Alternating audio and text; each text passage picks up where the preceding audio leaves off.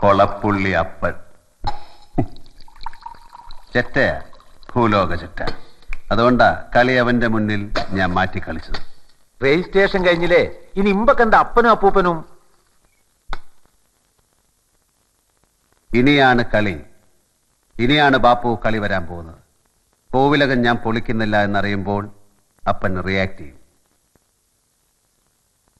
ബാപ്പു ഇനി എന്നാ ദുബായിക്ക്? ഞാൻ ഇവിടെ തന്നെ ഉണ്ട്. ഒരാവശ്യം വരുമ്പോ ഫോൺ എടുത്ത് തങ്ങളങ്ങാടിക്ക് ഒരൊറ്റ വിളി, ബാപ്പോന്ന്.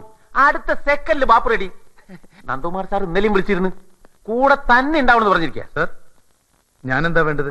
തിരിച്ച് യെസ് യെസ്, ജെയിംസിന് പോവാം.